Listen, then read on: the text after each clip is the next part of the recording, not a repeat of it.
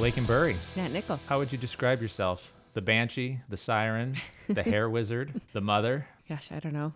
A nerd mostly. I have a pretty severe case of imposter syndrome. So like I hear all those things and I'm like, yeah, I'm all those things, but am I? Like I'm mostly just pretending to be those, but I'm really just like an insecure nerd. Let's talk about your musical journey. I guess you could start with, like my dad having me listen to Black Sabbath and Nirvana and all that from like birth. So I've always been into rock music and I remember Nirvana being my favorite band in elementary school and being like the only kid that even knew who they were. I mean, you at least had the advantage of being exposed to rock music from your parents. Yeah. Right? I mean, your parents are significantly younger than mine. Mm-hmm. So you kind of grew up listening to grunge and punk and some of that stuff. And what, Heart and... Yeah, my mom was all, a lot of, country, Willie Nelson and Johnny Cash, then also like Heart and Aerosmith and stuff like that. Right. And then my dad was like 80s metal, Judas Priest. Do you remember thinking at the time, like, this is who I am? Or that's just what music was? I remember knowing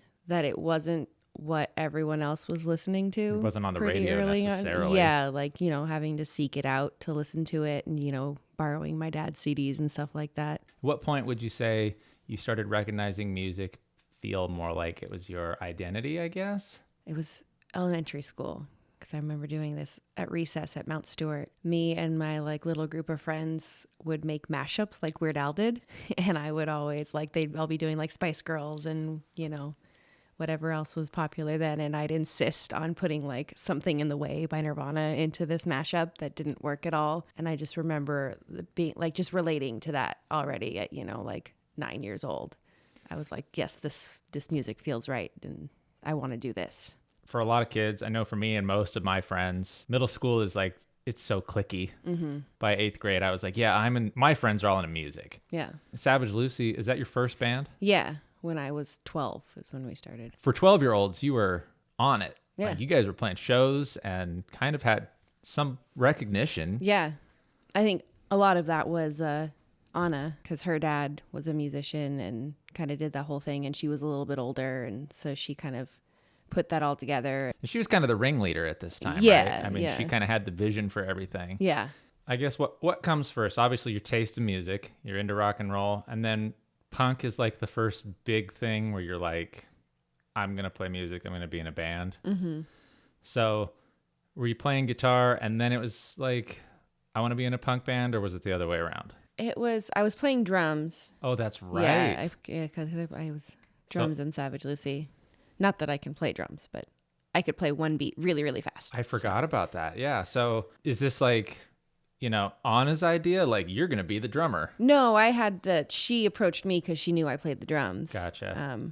We used to pass notes in the hallways back and forth because she was a grade above me. And so we didn't get to like be in class together. So we'd like pass each other in the hallways and she'd be like, hey, did you want to start a band? I think I still have the notes somewhere.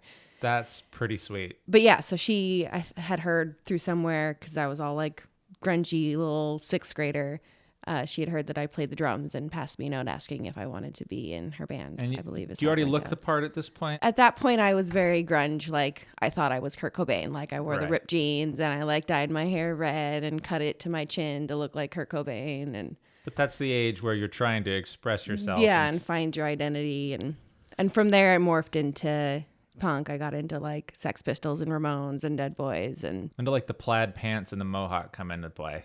That was probably 7th, 8th grade. Did you ever take any drum lessons? I mean, where did that, how did the drum thing?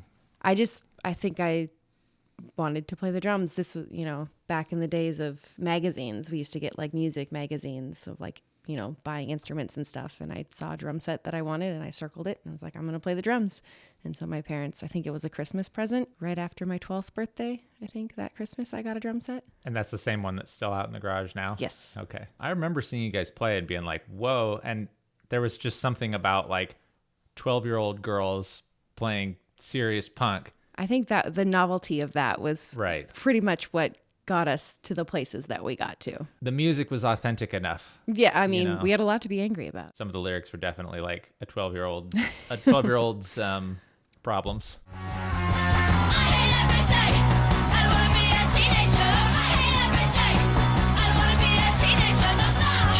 At the time, it was kind of like, who do these kids think they are? Just because we were older. Mm-hmm. But looking back on it, like it was pretty rad. Yeah. How long does that go on for? Just a couple years?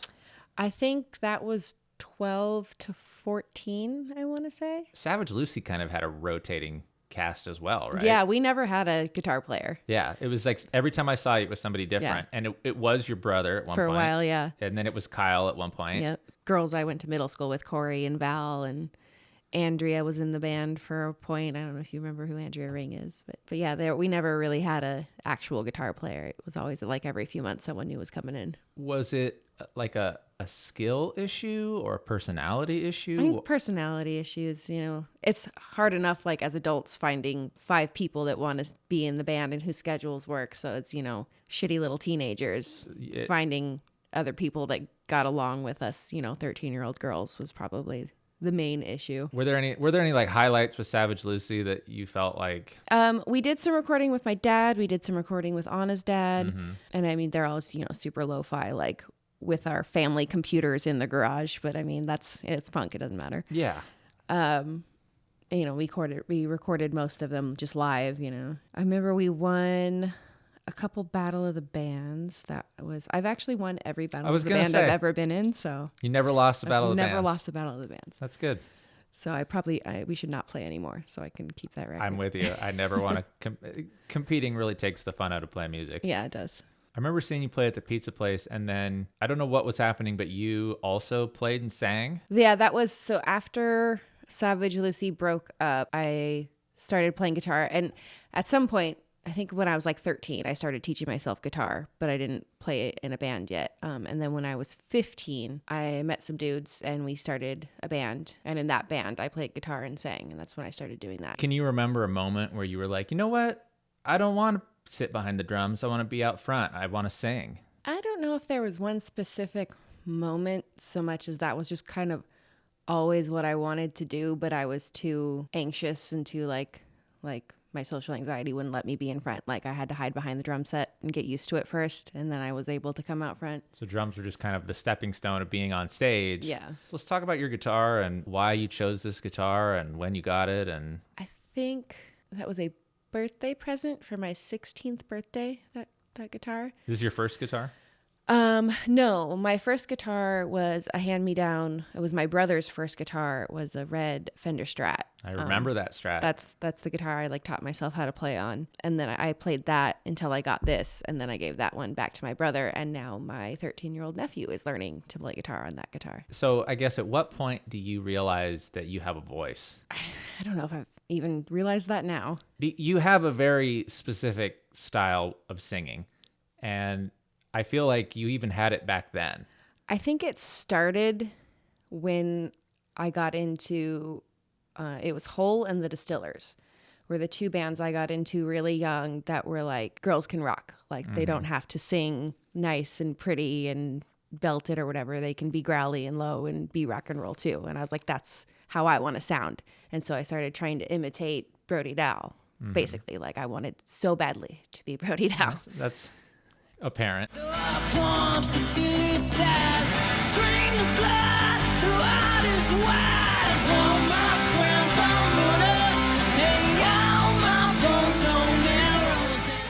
That's kind of how that started, like how I started working on what would eventually be this screamy stuff that I do now. So you made a conscious decision, like, I want to sound like that, and I'm going to practice sounding like that? Yes. And then was there a moment where you're like, I've got it, I can do it? Or were you just kind of always able to do it? Starting out, obviously it wasn't good. And but I knew how to do it. Like I kind of have always known how to distort my voice, It just kind of came naturally, but I had to kind of work on it, especially my voice isn't as low as theirs. And so I had to consciously try to sing lower and growlier than I do naturally.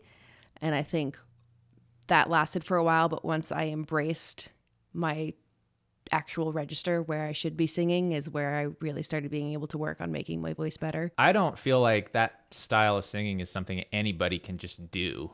even if they put their mind to it, right? There has to be like a genetic factor. You have the right vocal cords or lung capacity or something. I'm sure it's easier for some people than others, just like with any, I mean, your vocal cords are like any other muscle or anything. You work it to get where you want to, and some people get there quickly and some people don't. Do you think that because you started at such a young age trying to sound like that maybe you were able to work your vocal cords to perform that way? Whereas like if somebody in their 30s tried to do that, it would be much more difficult? I think so. I think maybe, starting at such a young age, you're kind of more malleable, you know? I think just like someone who, started playing soccer when they were 5 Right. versus someone that tried to start in their 20s. Like, you're just going to kind of be better, right? Were you doing band or choir or anything? I mean, I was in band. I was a percussionist. oh, okay. But I didn't do jack shit. Yeah. Like, I literally, I never learned how to read sheet music. How do your musical projects unfold? It's Savage Lucy and then... So Savage Lucy was like 12 to 14, and then like 15 to 20-ish. We started, I think we started as Static Travolta. 'Cause you're here, but they better not change who you are. You can't run, but you won't get too far. And then we all moved to Seattle together, and we changed it to Rebel Strike. Mm-hmm. And we played together the whole time I lived in Seattle. And then when I moved back was kind of the end of that. I must have been 21, I think, when Tyrannosaurus Grace started. I joined them. I remember when you moved back. People probably don't know this, but you and I recorded a song together Oh, yeah. before you started your next band. Mm-hmm.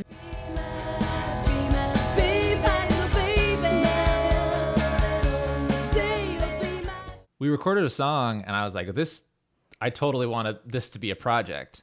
And then you were like, oh, I got this email from these guys, and they like want me to be in their band. You missed the boat.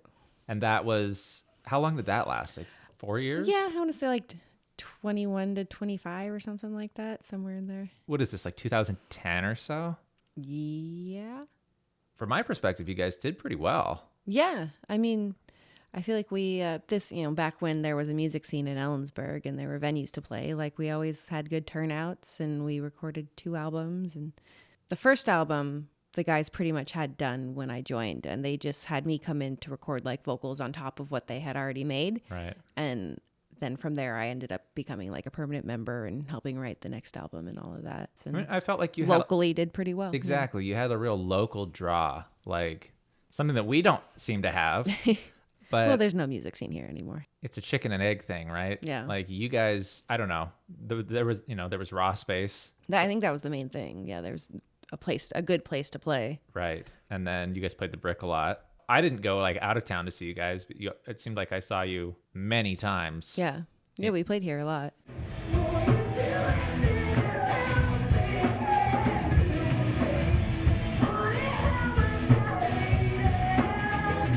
Let's see. Some of the dudes in that band decided they were going to move to Seattle, right? Yeah. Pretty much everybody Yeah. was like, we're moving to Seattle. Yeah, pretty much everybody moved their separate ways. Was there ever any intention to keep it going in Seattle, or No, there was a fair amount of animosity between a few of the members. Imagine by that. the point by the point that people were talking about moving anyway, like it was already kind of imploding. So the minute your band broke up, I was like, all right, my turn.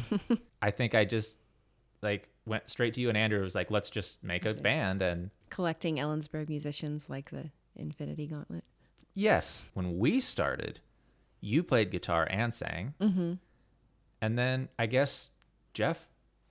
Yeah, Jeff. You got well, Jeff and too? Glenn Glenn came later though, right? came took over guitar. We played several shows, just the 4 of us. And then Glenn came and Jeff left and Liam came, right? Like, I don't think Glenn and Jeff ever played a show together. That sounds right, but it was so long ago and my memory is so bad, and there's been so many rotations. I know. So, and maybe that's the secret, because I was going to ask, how has this lasted 10 years? Can you think of anything else that you've done for 10 years straight in your entire life? No. I think I've been doing hair 7 years or something like that. So almost as long, but not as long. What were you doing? You were going to school when it started? I think I was in beauty school when we started because I think I had already dropped out of Central. I think we just started it as a cover band, right?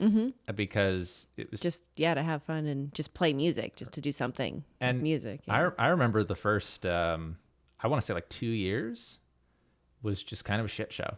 Yeah. Like it was just a lot of people showing up and not learning not learning the songs they were supposed to learn and not taking it seriously. Yeah. Well, I think that was it. It was, we kind of started it as just a way to play music with our friends, not anything serious. And then it slowly, like, for some people became serious and other people's it didn't. Well, I think there were definitely stages. Like we wrote some original songs, which we still play, but we had like maybe 3 songs. I think for me, it was like, oh, people want to go in that direction. I didn't think that was a thing, but I'll give it a shot. Yeah. I think kind of maybe the next step was like Devin joining the band. Literally, Andrew was just like, well, my roommate plays guitar. Well, because we had a Halloween show and Devin had like a week to learn all of our songs. And then we were just like, okay, if this guy can learn it, great. And then he just did. He showed up and played a show with us. And then he just never went away. Yeah, and he never will. When we were recording our first album, there was a shift of like, oh, like we're really good. Like there's a lot of potential here.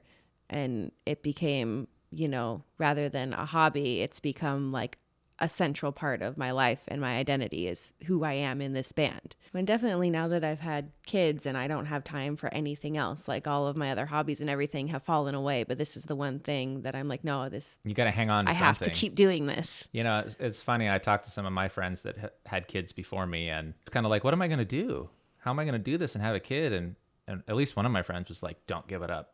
you have to keep doing it. And I think, maybe less about the band being important and more about just hanging on to some part of your identity, right? Yeah. Not just your identity being, I'm a mom and that's it. Yeah. An actual human being outside of being a mom. Yeah. Do you have a process when you write a song? Yeah, I do. A lot of the times I'll come up with like one line or like a line with a melody. And I'm like, okay, I'm going to build a song around that. And that'll like be the jumping off point. And I'll, grab my guitar and start mumbling until it forms a melody and words. You used to write quite a bit. I haven't, since I've had kids, I just don't have time to sit down and write entire songs. The only time I have to do stuff is when they're napping and I have to be quiet, so I can't be playing guitar. Do you feel like you even could write a song the same way 10 years later? Do you feel like you have the same angst or the same... I'm writing about different things than I was back then, but I've always found that I can't write happy songs. Yeah. Like when I'm in a good mood, the music is shit. Like I can't write unless I'm like angry or upset about something. I was 27 when the band started, so you would have been like 23 or 24. Yeah. Your life has stabilized a lot since then, obviously. Yeah. So a lot less relationship turmoil to draw from. Yeah. I don't know if this album has like a true breakup song. When you've been writing lyrics this time around, I've been trying to push you to be like, write something darker. Like, okay, take that and make it like more fucked up. I'm convinced. You could tell me if I'm wrong or you could lie. I don't care. I think it's the really pop punk one. I listened to it really carefully and I was like, is this about me? Because it sounds like what you're saying is stop poking fun at me and stop taking jabs at me and stop being such a perfectionist and telling me what to do. It is partially about you. Okay. I wrote the bulk of those lyrics. There was some misery. I feel like we were very frustrated with each other. Yes. And so I wrote the bulk of those lyrics about the band in general and the dynamic at that point. Yeah. So you're not wrong. Okay. I listened to it and I thought this is too specific to not be a little bit personal because I just kept thinking, who the fuck else could this be about? And that's one of those instances too where it's like, I'm going to write this angrier than I actually am. With that being said, I think you should change all the words.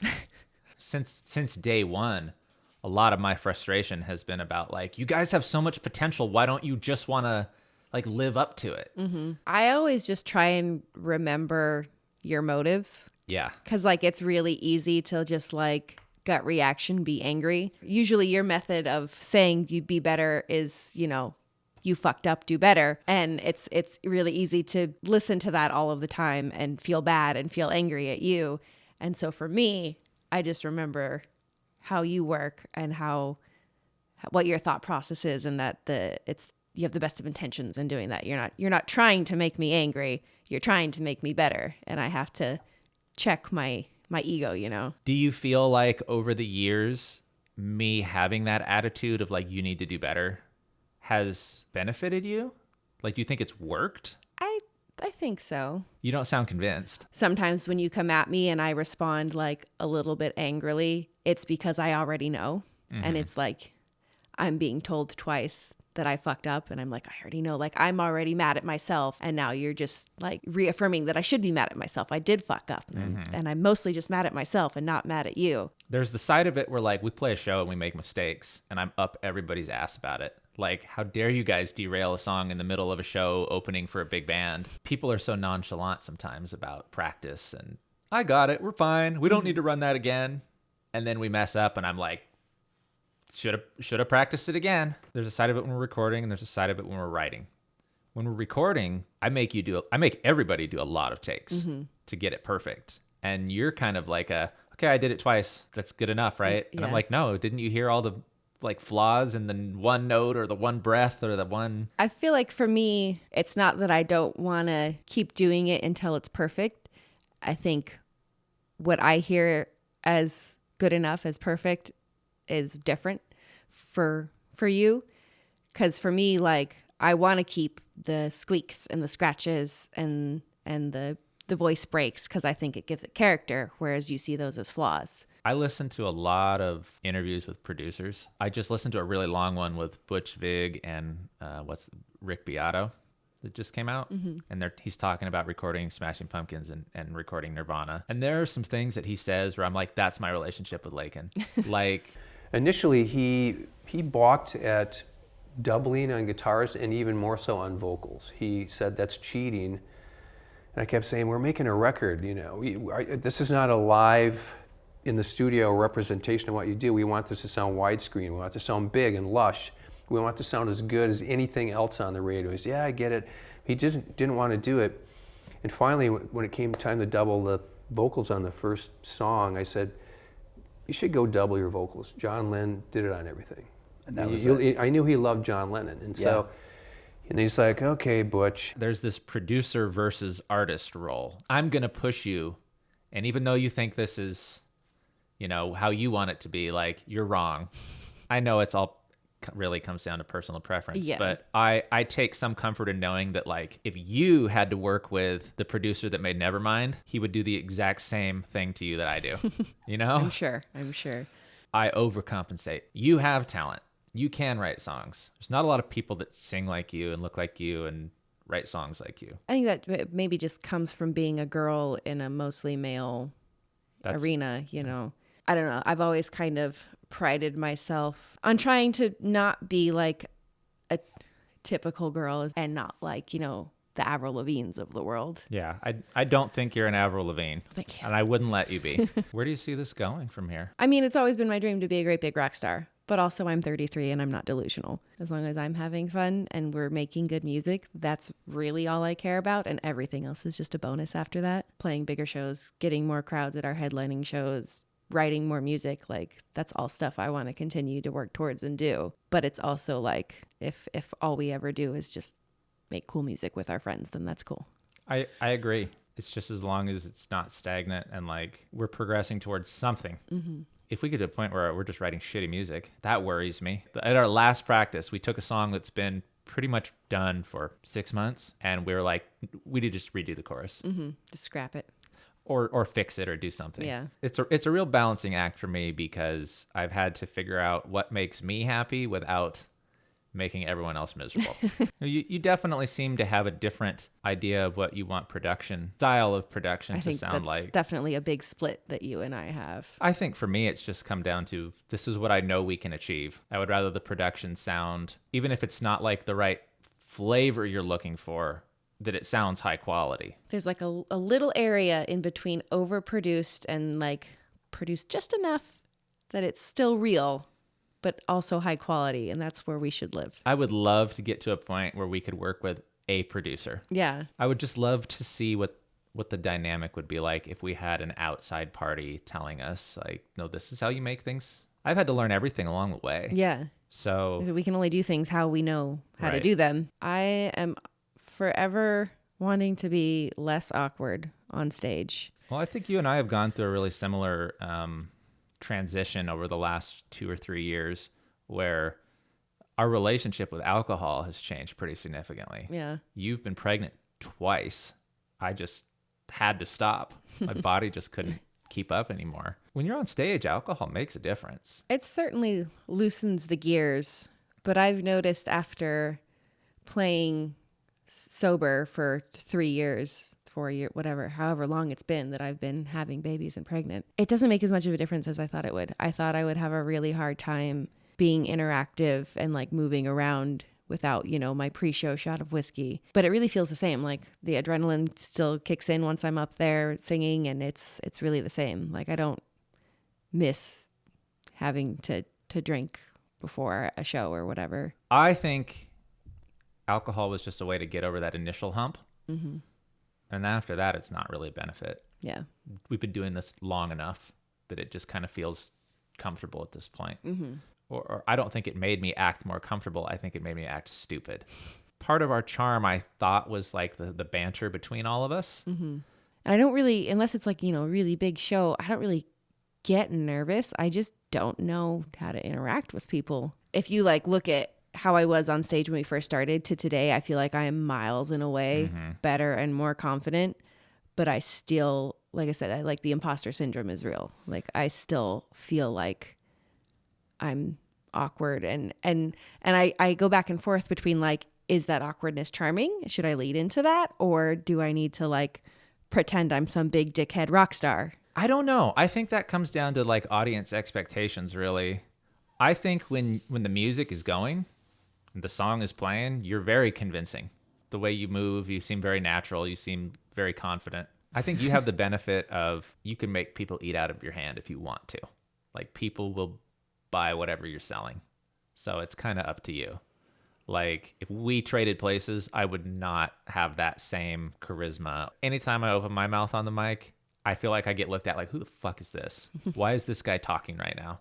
And it's probably because I'm saying stupid shit. From my perspective, I feel like people like hearing that, like the whole banter band. between us, and the whole band talking, and like I don't know. I feel like if I was in the audience watching a band do that and like hearing their inside jokes and stuff, I would think that was funny. That may be because we can relate to it. When I watch a band play, I feel like I'm getting a very different experience than the average person because I'm comparing myself to them. What was like the number one moment in this band? Of all the things we've done, what was the one where you were like, this is insane? Being on the Jumbotron opening for Smash Mouth was pretty cool. Just like what's coming to mind immediately is when we played the after party at Chinook Fest. And there was that just really like pretty big crowd actually like there for us and like partying with us and like really engaged. And, the cheers after we would play at that show, like that felt pretty good. It was sort of a perfect storm where just the circumstances didn't go the way they were supposed to, and it worked out super well for us. Yeah. It is really rewarding when people like what you're about, especially when you have like a confidence issue or whatever. Yeah. It's like we write these little songs and they're like, these little pieces of ourselves that we're putting out there, like, please like this. Like, we work so hard. And when people actually do, you're like, yes, like it's validating. Yeah. Yeah. I'm really proud of what we've done. And I definitely appreciate the partnership that we've had over the years. As much as I have a drive to make shit happen, this happened because you cooperated and Andrew cooperated and continue to. Well, I think that goes both ways too, because like we wouldn't be anywhere if it wasn't for you pushing us and making things happen. People will message me on Facebook wanting to book shows or have questions about the band. And I'm like, why are they talking to me? Like, I don't know. You and everyone else takes care of everything and makes me look really good. I try to just facilitate whatever I can so that you can do your job really well, because it's the most important job. It's what people are coming to the show for. I enjoy doing things the way we've done them, and I feel lucky to be part of it. And I feel lucky that we've been able to keep it going as long as we have. Yeah, because you and I are the only people that have been there the whole time. We're the R2-D2 of Cobrahawk. If people don't know this, we also used to go around to conventions and dress up as Power Rangers. I've got all the suits. I've got them in a display case. I swear to God, if you splice in the video of me drunk as a pink Power Ranger, please don't do that. I thought about it. Please don't do that. But I remember the last time I put out a video of you being drunk and you didn't like that very much. Don't put that video in here either. We have like a partnership of getting attention. How would you describe our sound? I've always always kind of struggled with that because I don't know what genre we fit into. I always kind of say like Foo Fighters meets My Chemical Romance with a girl singer. The first album was just us like feeling our way in the dark. Yeah. There was no direction. It was just, That's just what came out. this is the only thing I'm capable of writing. There was no choice to make. Yeah. And now it's more like, well, do we want this to sound more heavy or more? We have a lot of debate about. I think there was a big shift when Devin joined the band too, because his influences are all very heavy. Well, and and it continues to get heavier. And that added a lot, yeah. And I'm actually really excited about how heavy the new album's going to be. Like, the darker and heavier we get, like, I like all of our music. Like, I genuinely enjoy listening to the music we put out.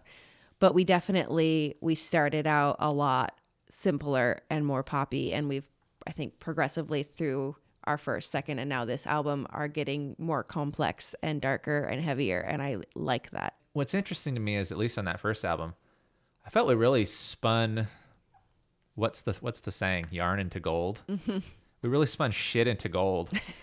Because people would come with like the most bare bones, nothing ideas. We wrote Hot and Bothered. We built an entire song around very little. Yeah, in like an hour. Yeah. That song just like came out of us. So far, we've got a new album in the works, and I don't think you've brought I have not. a single goddamn thing to the table. Other than writing the lyrics, no, I have not written any riffs.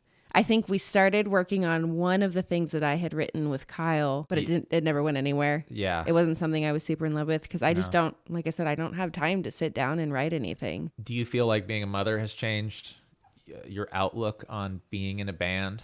Yeah. I mean, on top of the just like partying like a rock star, whatever, it just kind of, it's super like cliche and cheesy to say, but it just like puts everything in perspective. I used to spend, 2 hours getting ready, doing my makeup and my hair for a show, and everything had to be perfect. And now like, I don't have the time or energy to give a shit about any of that. Like, I'm just going to slap it on and go. And The superficial stuff kind of melts away. Yeah. Like the Facebook memories things like will pop up from shows like 8, 9, 10 years ago. And I'm like, oh my God, I can't believe that's the same band. We have our shit together so much more. Like, it really is like, I feel like night and day. Do you think there's a way for a band to age gracefully and keep doing it? Or do you think it's inevitable that you will become uncool and stupid? And I think that just if there are people that still want to see you, if you're still playing and people still come to the shows and enjoy it, then you're good. But if you're, 45, 50 years old playing in a dad band that no one wants to see, then maybe it's time to hang it up.